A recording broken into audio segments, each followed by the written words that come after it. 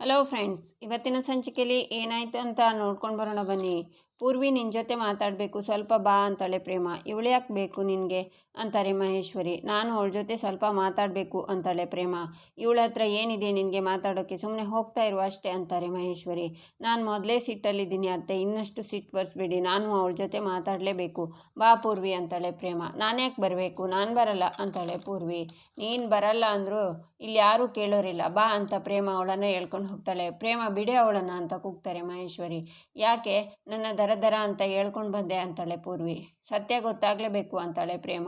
ಸತ್ಯನ? ಯಾವ ಸತ್ಯ ಅಂತಾಳೆ ಪೂರ್ವಿ. ಅವತ್ತು ನನ್ನ ಹತ್ರ ರೇಷನ್ ಕಾರ್ಡ್ಗೆ ಅಂತ ಸೈನ್ ಮಾಡಿಸ್ಕೊಂಡಿದ್ದನ್ನು ನಾನು ಮರ್ತು ಹೋಗಿದ್ದೀನಿ ಅಂದ್ಕೊಂಡಿದ್ಯಾ? ನಿಜ ಹೇಳು ಪೂರ್ವಿ, ಅವತ್ತು ನನ್ನ ಹತ್ರ ನಿಜವಾಗ್ಲೂ ರೇಷನ್ ಕಾರ್ಡ್ಗೆ ಸೈನ್ ಹಾಕಿಸ್ಕೊಂಡ್ಯಾ, ಅಥವಾ ಇವತ್ತು ನನ್ನನ್ನು ಸಿಕ್ಕಾಕಿಸ್ಬೇಕು ಅಂತಲೇ ಮದುವೆ ಅಮಾನತು ಅರ್ಜಿಗೆ ಸಹಿ ಹಾಕಿಸ್ಕೊಂಡ್ಯಾ? ಯಾಕೇನು ಮಾತಾಡ್ತಿಲ್ಲ? ನನಗೆ ಚೆನ್ನಾಗಿ ನೆನಪಿದೆ, ಅದು ನನ್ನ ಹತ್ರ ಚಂದವಾಗಿ ಮಾತಾಡಿ ರೇಷನ್ ಕಾರ್ಡ್ಗೆ ಸಹಿ ಹಾಕಿಸ್ಕೊಂಡೆ. ನಾನು ಖುಷಿಯಿಂದ ರೇಷನ್ ಕಾರ್ಡ್ ಅಂತ ಸಹಿ ಹಾಕಿದ್ದೀನಿ. ಆದರೆ ನನಗೆ ಇವತ್ತು ಬಲವಾಗಿ ಅನುಮಾನ ಬರ್ತಾ ಇದೆ, ನೀನು ನನ್ನ ಹತ್ರ ಬೇರೆ ಕಾರಣಕ್ಕೆ ಸಹಿ ಹಾಕ್ಸ್ಕೊಂಡಿದ್ಯಾ ಅಂತ ಅಂತಾಳೆ ಪ್ರೇಮ. ಏನು ಮಾತಾಡ್ತಿದ್ಯಾ ನೀನು ಅಂತಾಳೆ ಪೂರ್ವಿ. ನಾನು ಮಾತಾಡೋದು ಅರ್ಥ ಆಗ್ತಿಲ್ವಾ? ನೇರವಾಗಿ ಕೇಳ್ತಿದ್ದೀನಿ. ನೀನು ಅವತ್ತು ಸಹಿ ಹಾಕ್ಸ್ಕೊಂಡದ್ದು ಮದುವೆ ಅಮಾನತು ಅರ್ಜಿಗೆ ತಾನೇ ಅಂತಾಳೆ ಪ್ರೇಮ. ಇಲ್ಲ, ಅವತ್ತು ನಾನು ಸಹಿ ಮಾಡಿಸ್ಕೊಂಡಿದ್ದು ರೇಷನ್ ಕಾರ್ಡ್ಗೆ. ಯಾಕೆ ನನ್ನ ಮೇಲೆ ಸುಮ್ಮನೆ ಅನುಮಾನ ಪಡ್ತಿದ್ಯಾ ಅಂತಾಳೆ ಪೂರ್ವಿ, ನನಗೆ ಬಂದಿರೋ ಪರಿಸ್ಥಿತಿ ಯಾವ ಹೆಣ್ಣಿಗೂ ಬರಬಾರ್ದು. ನೀನು ಒಂದು ಹೆಣ್ಣಾಗಿ ಯೋಚನೆ ಮಾಡಿ ಹೇಳು, ದಯವಿಟ್ಟು ಹೇಳು. ಅವತ್ತು ನೀನು ರೇಷನ್ ಕಾರ್ಡ್ಗೆ ಸಹಿ ಹಾಕ್ಸಿಲ್ಲ ಅಂದರೆ ಈಗಲೇ ಸತ್ಯ ಒಪ್ಕೊಂಡ್ಬಿಡು. ನೀನು ಆಡಿದ ರೀತಿ, ನಿನ್ನ ಮುಖದಲ್ಲಿ ಇದ್ದಿದ್ದ ಟೆನ್ಷನ್ ಎಲ್ಲ ಬಲವಾಗಿ ಅನುಮಾನ ಬರ್ತಿದೆ. ನೀನು ಅವತ್ತು ಸಹಿ ಹಾಕ್ಸಿದ್ದು ಆ ಹಾಳಾದ ಅರ್ಜಿಗೇನೆ ಅಂತಾಳೆ ಪ್ರೇಮ. ಏನೇ ನಿನ್ನ ಸಮಸ್ಯೆ? ನೀನೇ ಮದುವೆ ಹಾಕ್ಸಿ ಅಮಾನತ್ಗೆ ಸಹಿ ಹಾಕಿಸಿ ಈಗ ಮಗಳ ತಲೆ ಮೇಲೆ ಆಪಾದನೆ ಹೊರಿಸೋದಕ್ಕೆ ನೋಡ್ತಿದ್ಯಾ ಅಂತಾರೆ ಮಹೇಶ್ವರಿ. ಅತ್ತೆ ಅಂತ ಕೂಗ್ತಾ, ನಿಮಗೆ ಏನು ಗೊತ್ತಿಲ್ಲದೆ ಬಾಯಿಗೆ ಬಂದ ಹಾಗೆ ಮಾತಾಡಬೇಡಿ. ಅವತ್ತು ಪೂರ್ವಿ ನನ್ನ ಹತ್ರ ಸಹಿ ಮಾಡಿಸ್ಕೊಂಡಿದ್ದು ನನಗೆ ಚೆನ್ನಾಗಿ ನೆನಪಿದೆ ಅಂತಾಳೆ ಪ್ರೇಮ. ಯಾರು ನಂಬ್ತಾರೆ ನಿನ್ನ ಮಾತನ್ನು? ಹಾಕ್ಕೊಂಡ್ಬಿಟ್ಟಿದ್ದೀನಿ ಅಂತ ಈಗ ಏನೇನೋ ಕಾರಣ ಕೊಡ್ತೀಯಾ? ಎಲ್ರಿಗೂ ಗೊತ್ತಾಗದೆ ಇವಾಗ ಇದು ನೀನೇ ಮಾಡ್ಕೊಂಡಿರೋ ತಪ್ಪು. ಅವನು ಯಾವನೋ ಬಂದಿದ್ದಾನಲ್ಲ ನಿನ್ನ ಗೆಳೆಯ ಅಂತ ಹೇಳ್ಕೊಂಡು ಅವನ ಸಲುವಾಗಿ ನೀನೇ ಅರ್ಜಿ ಹಾಕಿದ್ಯಾ ಅಂತಾರೆ ಮಹೇಶ್ವರಿ. ಆಗ ಕಾವ್ಯ ಬಂದು ನಾಲ್ಗೆ ಬಿಗಿ ಹಿಡಿದು ಮಾತಾಡಿ, ಏನ್ರಿ ಅಂದ್ಕೊಂಡಿದ್ದೀರಾ? ನನ್ನ ಅಕ್ಕನ ಬಗ್ಗೆ ಸಿಕ್ಕಿದ್ದೆ ಚಾನ್ಸು ಅಂತ ಏನು ಬೇಕಿದ್ರೂ ಮಾತಾಡ್ಬೋದು ಅಂದ್ಕೊಂಡಿದ್ದೀರಾ? ನನ್ನ ಅಕ್ಕ ಸುಮ್ಮನಿರ್ಬೋದು, ಆದರೆ ಅವಳಿಗೊಬ್ಳು ತಂಗಿ ಇದ್ದಾಳೆ, ಅವಳು ತಂಟೆಗೆ ಬಂದರೆ ಸರಿಯಾಗಿ ಜಾಡಿಸ್ತಾಳೆ ಅನ್ನೋದು ನೆನಪಿರಲಿ ಅಂತಾಳೆ ಕಾವ್ಯ. ಇವಳೊಬ್ಳು ಮೆಣಸಿನ್ಕಾಯಿ, ಇವಳ ಅಕ್ಕಂಗೆ ಒಂದು ಮಾತು ಹೇಳೋ ಹಾಗಿಲ್ಲ ಕಣೋ, ಬಂದುಬಿಡ್ತಾಳೆ ಉರ್ಕೊಂಡು. ನೀನು ನಮ್ಮ ಬಾಯಿ ಮುಚ್ಚಿಸ್ಬೋದೇ? ಇವತ್ತು ನಿಮ್ಮ ಅಕ್ಕ ಮಾಡ್ಕೊಂಡಿರೋ ಅವಂತರನ ಕೋರ್ಟಲ್ಲಿ 100 ಜನ ನೋಡಿದ್ದಾರೆ. ಇನ್ನೊಂದು ಸ್ವಲ್ಪ ಹೊತ್ತಲ್ಲಿ ಇವಳು ಬಣ್ಣ ಬಯಲಾಗುತ್ತೆ. ಆಗ ಜನ ಚೀ ಥೂ ಅಂತಾರಲ್ಲ, ಆವಾಗ ತೋರಿಸು ಈ ನಿನ್ನ ಪೌರುಷನ ಅಂತಾರೆ ಮಹೇಶ್ವರಿ. ಅವನು ಯಾವನೋ ಪೇಮೆಂಟ್ ಗಿರಾಕಿ ಸಾಕ್ಷಿ ಹೇಳೋಕೆ ಬಂದರೆ ನಾವು ಹೆದರ್ಕೋತೀವಿ ಅಂದ್ಕೊಂಡಿದ್ದೀರಾ ನೀವು? ಇದನ್ನೆಲ್ಲ ಇಟ್ಕೊಂಡು ನಮ್ಮನ್ನು ಕುಗ್ಸೋಕೆ ನೋಡಬೇಡಿ. ನಾವು ಕುಗ್ಗೋದು ಇಲ್ಲ. ಹಿಯರಿಂಗಿಗೆ ಇನ್ನೂ ಟೈಮ್ ಇದೆ. ಕೋರ್ಟ್ ಹಿಯರಿಂಗ್ ಇನ್ನೂ ಮುಗ್ದಿಲ್ಲ. 4 ಗಂಟೆಗೆ ಶುರುವಾಗುತ್ತೆ. ಆವಾಗ ಯಾರ ಹಣೆ ಬರ ಬಯಲಾಗುತ್ತೆ ಅನ್ನೋದನ್ನು ನೀವೇ ನೋಡ್ತೀರಾ. ಈಗ ಸುಮ್ಮನೆ ಏನೇನೋ ಮಾತಾಡಿ ನಮ್ಮ ಅಕ್ಕಂಗೆ ಕಿರಿಕಿರಿ ಮಾಡಬೇಡಿ ಅಂತಾಳೆ ಕಾವ್ಯ.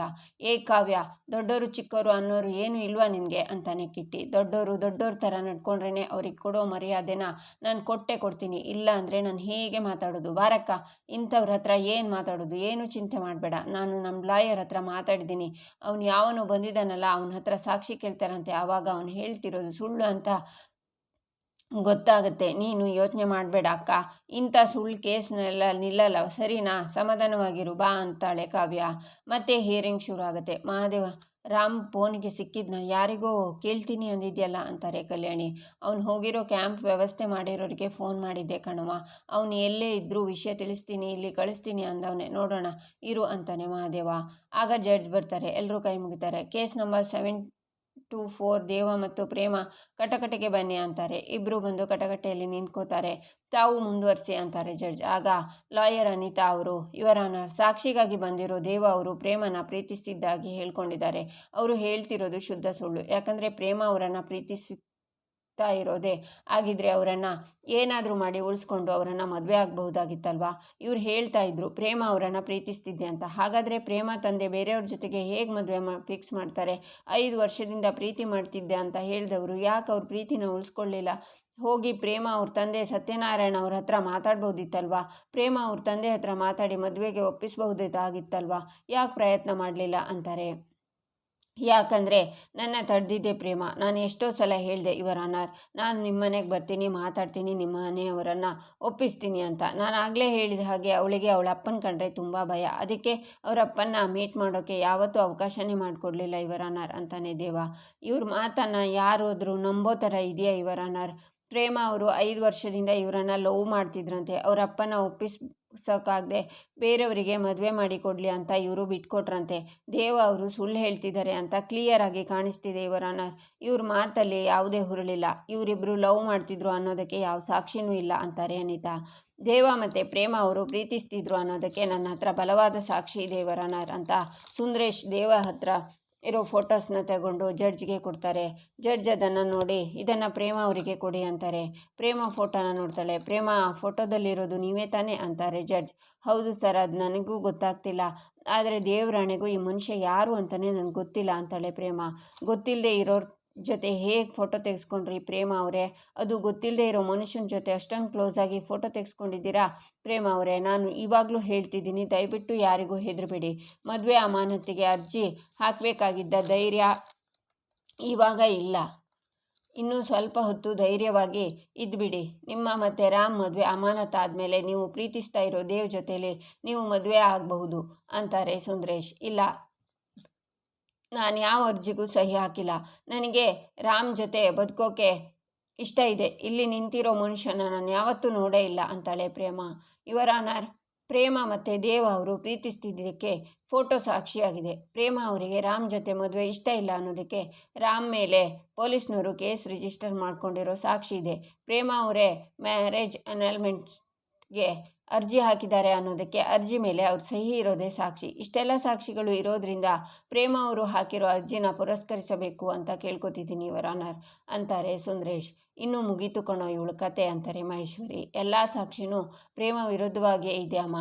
ಅಲ್ಲಿ ನೋಡು, ಅವ್ರ ಲಾಯರ್ ಹೇಗೆ ಸೈಲೆಂಟಾಗಿ ನಿಂತಿದ್ದಾರೆ ಅಂತ. ವಾಪಸ್ ವಾದಿಸೋಕೆ ಒಂದೇ ಒಂದು ಪಾಯಿಂಟ್ ಕೂಡ ಇಲ್ಲ ಅವ್ರ ಹತ್ರ ಅಂತಾಳೆ ಪೂರ್ವಿ. ನೀವೇನಾದರೂ ಹೇಳೋದಿದೆಯಾ ಅಂತಾರೆ ಜಡ್ಜ್. ಯುವರ್ ಆನರ್, ಈ ಕೇಸಲ್ಲಿ ಪ್ರೇಮ ಅವ್ರ ಗಂಡ ರಾಮ್ ಕೂಡ ವಿಟ್ನೆಸ್ ಆಗ್ತಾರೆ. ಹಾಗಾಗಿ ಅವರನ್ನು ವಿಚಾರಣೆಗೆ ಕರೆಸಬೇಕು ಅಂತ ಕೇಳ್ಕೊತಿದ್ದೀನಿ ಅಂತಾಳೆ ಅನಿತಾ. ಕರೆಸಿ ಅವರನ್ನು ಅಂತಾರೆ ಜಡ್ಜ್. ಅವರು ಮೆಡಿಕಲ್ ಕ್ಯಾಂಪ್ ಅಂತ ಔಟ್ ಆಫ್ ಸ್ಟೇಷನ್ ಹೋಗಿದ್ದಾರೆ. ಅವರನ್ನು ಕಾಂಟ್ಯಾಕ್ಟ್ ಮಾಡೋ ಪ್ರಯತ್ನ ಮಾಡ್ತಾ ಇದ್ದೀವಿ. ಅಲ್ಲಿವರೆಗೂ ನೀವು ನಮಗೆ ಸಮಯ ಕೊಡಬೇಕು ಅಂತ ಕೇಳ್ಕೊತಿದ್ದೀವಿ ಅಂತಾರೆ ಅನಿತಾ.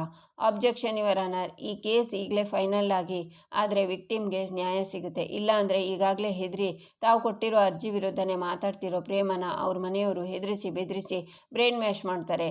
ಕಾನೂನೇ ಒಂದು ಇನ್ನೋಸೆಂಟ್ ಹುಡುಗಿಗೆ ಶೋಷಣೆ ಮಾಡೋದಕ್ಕೆ ಅವಕಾಶ ಮಾಡಿಕೊಟ್ಟ ಹಾಗೆ ಆಗುತ್ತೆ. ಅದು ಅಲ್ಲದೆ ಅಡ್ವೊಕೇಟ್ ಅನಿತಾ ಅವರು ಹೇಳಿದ ಹಾಗೆ ರಾಮ್ ಅವರನ್ನು ವಿಚಾರಿಸೋದ್ರಿಂದ ಕೋರ್ಟ್ ಸಮಯ ಹಾಳಾಗುತ್ತೆ ಹೊರತು ಬೇರೆ ಯಾವುದೇ ಉಪಯೋಗ ಇಲ್ಲ. ಯಾಕಂದರೆ ರಾಮ್ ಪ್ರೇಮ ಅವರನ್ನು ಕಿಡ್ನಾಪ್ ಮಾಡಿ ಒತ್ತಾಯವಾಗಿ ಮದುವೆ ಮಾಡ್ಕೊಂಡಿದ್ರು ಅನ್ನೋದನ್ನು ತಮ್ಮ ಗಮನಕ್ಕೆ ಮತ್ತೊಂದು ಸಲ ತರೋದಕ್ಕೆ ನಾನು ಇಷ್ಟಪಡ್ತೀನಿ ಯುವರ್ ಆನರ್ ಅಂತಾರೆ ಸುಂದರೇಶ್. ಮಹಾದೇವ್, ರಾಮ್ ಇಷ್ಟು ಹೊತ್ತಿಗೆ ಬರಬೇಕಿತ್ತಲ್ವ, ಎಲ್ಲೋ ಇದಾನು? ಈ ಲಾಯರ್ ವಾದ ಮಾಡ್ತಿರೋದನ್ನು ನೋಡ್ತಾ ಇದ್ರೆ ನನಗೆ ಯಾಕೋ ಭಯ ಆಗ್ತಿದೆ ಕಣ್ಲ. ಇನ್ನೂ ರಾಮ್ ಬರೋದು ತಡ ಮಾಡಿಬಿಟ್ರೆ ಖಂಡಿತ ಈ ಲಾಯರ್ ಜಡ್ಜ್ಮೆಂಟ್ ಕೊಡೋ ಮಾಡ್ತಾರೆ. ಏನು ಮಾಡೋದು ಅಂತಾರೆ ಕಲ್ಯಾಣಿ. ನೀನೇನು ಯೋಚನೆ ಮಾಡಬೇಡ, ನಾನು ಇನ್ನೊಂದು ಸಲ ರಾಮ್ಗೆ ಫೋನ್ ಮಾಡಿ ನೋಡ್ತೀನಿ ಅಂತ ಮಹಾದೇವ ಅಲ್ಲಿಂದ ಹೋಗ್ತಾನೆ. ಅಲ್ಲ ಕಣೋ, ಈ ಪ್ರೇಮ ಕಡೆ ಲಾಯರ್ ದುಡ್ಡಿನ. ಈ ರಾಮ್ ಬಂದರೆ ಪ್ರೇಮ ಉಳ್ಕೊಂಡ್ಬಿಡ್ತಾಳ. ಅವನು ಇಲ್ಲಿಗೆ ಬಂದರೂ ಈ ಮದುವೆ ಅಮಾನತನ್ನು ತಡೆದ್ಬಿಡ್ತಾನ. ಅವನು ಇಲ್ಲಿಗೆ ಬಂದರೆ ಖಂಡಿತ ಈ ಚಾನ್ಸನ್ನು ಮಿಸ್ ಮಾಡ್ಕೊಳ್ಳಲ್ಲ. ಈ ಮದುವೆ ನನಗಿಷ್ಟ ಇಲ್ಲ ಅಂತಲೇ ಹೇಳ್ತಾನೆ. ಆಗ ಈ ಅರ್ಜಿಗೆ ಸಹಿ ಹಾಕಿಸಿ ಇವರಿಬ್ಬರನ್ನ ಬೇರೆ ಬೇರೆ ಮಾಡಿಬಿಡ್ತಾರೆ ಅಂತಾಳೆ ಮಹೇಶ್ವರಿ. ನಂತರ ಸುಂದರೇಶ್, ಕೋರ್ಟ್ ಸಮಯ ಹಾಳು ಮಾಡದೆ ಆದಷ್ಟು ಬೇಗ ತೀರ್ಪನ್ನು ಕೊಡಿ ಯುವರ್ ಆನರ್ ಅಂತಾರೆ. ವಾದ ವಿವಾದವನ್ನು ಆಲಿಸಿದ ನಂತರ ಅಂತ ಜಡ್ಜ್ ಹೇಳುವಾಗ 1 ನಿಮಿಷ ಯುವರ್ ಆನರ್ ಅಂತ ರಾಮ್ ಬಂದು ಪ್ರೇಮ ಪಕ್ಕ ನಿಂತ್ಕೊಂಡು, ಈ ಮದುವೆನ ಅಮಾನತ್ ಮಾಡೋ ಅವಶ್ಯಕತೆ ಇಲ್ಲ, ನಾನು ಪ್ರೇಮ ಖುಷಿಯಿಂದ ಜೀವನನ ಮಾಡ್ತೀವಿ ಅಂತಾನೆ. ಆಗ ಸ್ನೇಹ ಮಹೇಶ್ವರಿ ಶಾಕ್ನಿಂದ ನೋಡ್ತಾರೆ. ಇಲ್ಲಿಗೆ ಈ ಸಂಚಿಕೆ ಮುಕ್ತಾಯವಾಗುತ್ತೆ. ಮುಂದಿನ ಸಂಚಿಕೆಗಾಗಿ ನಮ್ಮ ಚಾನಲನ್ನು ನೋಡಿ, ಸಬ್ಸ್ಕ್ರೈಬ್ ಮಾಡಿ, ಲೈಕ್ ಮಾಡಿ, ಸಪೋರ್ಟ್ ಮಾಡೋದನ್ನು ಮರಿಬೇಡಿ.